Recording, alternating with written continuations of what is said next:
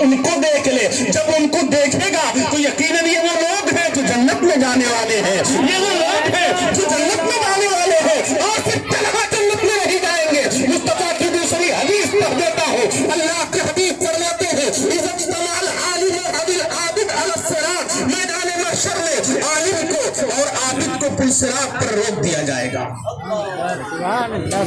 قیل للعابد ادخل الجنہ وتنعم بعبادتی, عابد سے کہا جائے گا کہ جا جنت میں چلا جا, جنت میں چلا جا اور میری نعمتوں سے لطف اندوزی. عابد جنت میں چلا جائے گا.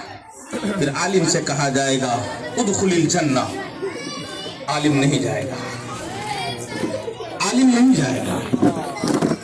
رب ارشاد فرمائے گا کیا چاہتا ہے؟ عالم کہے گا مولا میری تعلیم میں تو میرے والدین کا اہم رول تھا, اپنے والدین کے بغیر ہم کیسے جا سکتے ہیں؟ رات کی تاریکی کو تاریکی نہیں سمجھا, دن کے اجالے کو اجالا نہیں سمجھا, خوب محنت کرتا رہا, محنت سے خوب کماتا رہا, میرے اخراجات کو پورا کرتا رہا. رات کی تاریکیوں میں اٹھ کر میری ماں میرے لیے دعائیں کرتی رہی, اے میرے پروردگار آج اپنے والدین کو لے کر میں جاؤں گا, رب کی رحمت جوش میں آئے گی. ارشاد فرمائے گا جا اپنے والدین کو ساتھ میں لے کر جا. عالم ربانی اپنے والدین کو بھیج دے گا, پھر کھڑا ہو جائے گا. رب ارشاد فرمائے گا اب کیا چاہتا ہے؟ ان کو آپ جو بھی سمجھیں, جو بھی آپ سمجھیں, رب ارشاد فرمائے گا اب کیا چاہتا ہے؟ وہ کہے گا مولا میرے بھائیوں نے, میری بہنوں نے بہت پیار دیا. جب مجھے تعلیم کے لیے مدرسہ جانا ہوتا تھا میرا بھائی مجھے تسلیاں دیتا تھا, میری بہن جو ہوتی تھی میرے لیے کھانے پکاتی تھی, میری بہن جو ہوتی تھی وہ میرے لیے روٹیاں تیار کرتی تھی, زیادہ راہ تیار کرتی تھی. اے میرے پروردگار عالم آج میں اپنے بھائیوں اور بہنوں کے بغیر کیسے جاؤں گا؟ رب ارشاد فرمائے گا جا ان کو بھی لے کر چلا جا. ابھی ان کو بھی اجازت دے دے گا, پھر کھڑا ہو جائے گا. رب ارشاد فرمائے گا اب کیا چاہتا ہے؟ اب کہے گا مولا مولا معاملہ یہ ہے میرے خاندان کے بھی لوگ ہیں, میرے رشتہ دار کے بھی لوگ ہیں, اور میرے کنبہ قبیلے والے ہیں. رب ارشاد فرمائے گا اس ظالمن احببتا, تو جس کو چاہے آج تو شفاعت کر, تیری شفاعت سے میں سب کو جنت عطا کر دوں گا.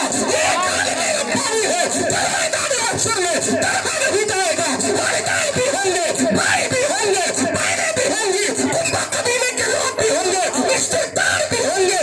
آپ ان کو جو سمجھے سمجھے, یہ میرے مصطفیٰ کی حدیث بول نہیں ہے, عالم یہ ہے میرے مصطفیٰ کے زبان سے نکلی ہوئی بات. میرا رضا کہتا ہے وہ دلیل جس کی ہر بات وہی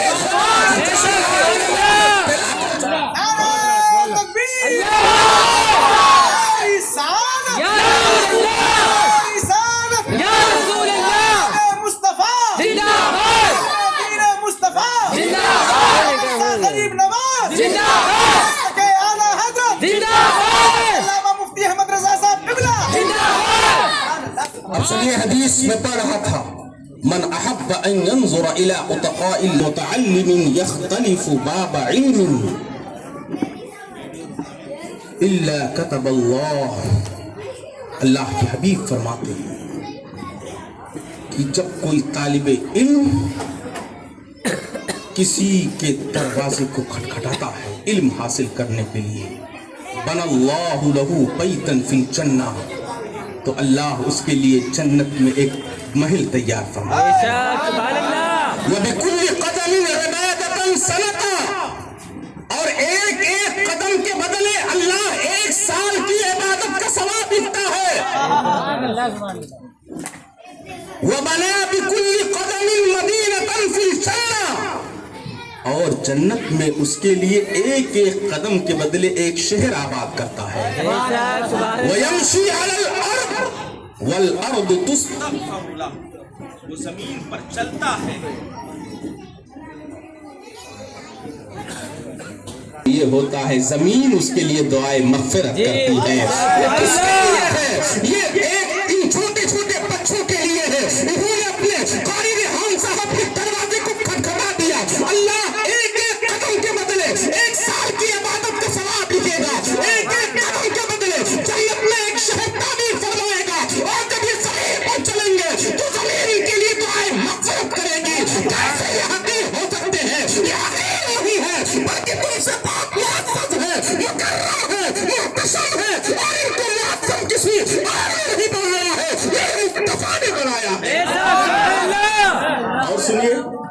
حدیث اور پڑھتا ہوں. یہ چھوٹے بچے ہیں نا, اللہ کے حبیب فرماتے ہیں من اغبرت قدماہ فی طلب العلم حرم اللہ جسدہ علی النار. آج لوگ کہتے ہیں نا نبی مر کر مٹی ملے گئے, معاذ اللہ معاذ اللہ. یہ چھوٹے بچے ہیں, حدیث کا ترجمہ میں کر رہا ہوں. من اغبرت قدماہ فی طلب العلم. یہ چھوٹے بچے جب چلتے ہیں نا تو ان کے چلنے پر ان کے جسم پر جو گرد و غبار لگتے ہیں نا, اللہ اس گرد و غبار کے بدلے ان کے اوپر جہنم کی آگ کو حرام فرماتا ہے. اللہ ان کے جسم پر جہنم کی آگ کو حرام فرما دیتا ہے. اب آپ مجھے کہنے دیجئے, جب یہ طالب علم مر کر مٹی میں نہیں مل سکتے ہیں تو میرا نبی جو امام الانبیاء بن کے آیا ہے, جو سید المرسلین بن کے آیا ہے, جو خاتم النبیین بن کے آیا ہے, وہ مر کر مٹی میں کیسے ملے گا؟ اس لیے تو میرا رضا قسم کھا کے کہہ رہا ہے تو زندہ ہے واللہ, زندہ ہے واللہ. میرے چشمے عالم سے چھپ جانے والے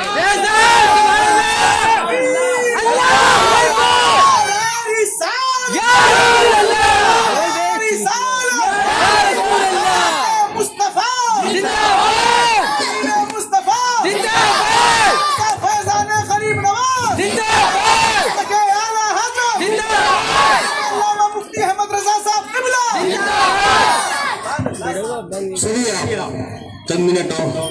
من اغبرت قدماہ فی طلب العلم ضروری ہے ویڈیو حرم اللہ جسدہ علی النار. اللہ اس کے اوپر جہنم کی آگ کو حرام فرماتا. جی بے شک. اور سن لیجئے وَإِن مَاتَ فِي طَلَبِ الْعِلْمِ مَاتَ شَهِيدًا. اور اگر اسی حالت میں انتقال ہو گیا تو اللہ اسے شہادت کا درجہ عطا فرمائے. اور صرف شہادت کا درجہ نہیں, وَكَانَ قَبْرُهُ رَوْضَةً مِّن رِّيَاضِ الْجَنَّةِ. اور اللہ اس کے قبر کو جنت کی کاریوں میں سے ایک کاری بنا دیتا ہے. وَيُنَوَّرُ عَلَى جِيرَانِهِ 40 قبرا عن يمينه و40 قبرا عن يساره و40 قبرا عن و40 قبرا عن خلفه. اب سن لیجئے گا, ایک طالب علم کو قبرستان میں رکھ دیا گیا. اللہ کے حبیب فرماتے ہیں 40 قبر اس کے دائیں, 40 قبر اس کے بائیں, 40 قبر اس کے آگے, 40 قبر اس کے پیچھے, 160 قبروں میں اللہ تعالیٰ رحمت و غفران کی بارشیں برسائے گا, سب کے قبر کو بجائے نور بنا دے گا. یہ ایک طالب علم کے قبرستان میں دفن کرنے کا مقام ہے. 40 قبر دائیں, 40 قبر بائیں, 40 قبر آگے, 40 قبر پیچھے. کتنا ہو گیا؟ 160 قبرستان کے مردوں کو ایک طالب علم کے رکھنے کی بنیاد پر ان کے قبر کو بقع نور بنایا گیا. آپ مجھے بتائیں تو صحیح, یہ حقیم ہے جی. یہ آپ کی نظروں میں ہوں گے, ان کا عالم تو یہ ہے. آپ کا بیٹا 25 لاکھ پڑھا کے 1 کروڑ لگا کے آپ نے بیٹے کو ڈاکٹر بنا دیا, پروفیسر بنا دیا, ماسٹر بنا دیا, وکیل بنا دیا, غرضے کی دنیاوی تعلیم دے دی. لیکن قاری دلشاد صاحب سے پوچھئے کیا اس کے بھی نیچے فرشتے اپنے پروں کو بچھاتے ہیں؟ 1 کروڑ خرچ کیا ہے آپ نے, اس کو بدیس بھیج دیا پڑھنے کے لیے, باہر ملک میں اس کی تعلیم کے لیے آپ نے بھیج دیا, لیکن کیا فرشتے اس کے بھی قدم کے نیچے اپنے پر کو بچھاتے ہیں؟ نہیں. لیکن یہ چھوٹے بچے, سنیے مصطفیٰ کی حدیث بول رہی ہے وَإِنَّ الْمَلَائِكَةَ لَتَضَعُ أَجْنِحَتَهَا لِمَن لِطَالِبِ الْعِلْمِ. اللہ کے حبیب فرماتے ہیں یہ جو طالب علم ہوتے ہیں جب یہ چلتے ہیں تو فرشتے ان کی رضا کے لیے اپنے پروں کو بچھاتے نظر آتے ہیں. یہ کیا مقام ہے, یہ کیا مرتبہ ہے, یہ حقیر نہیں ہے, یہ بہت بلند و بالا ہے.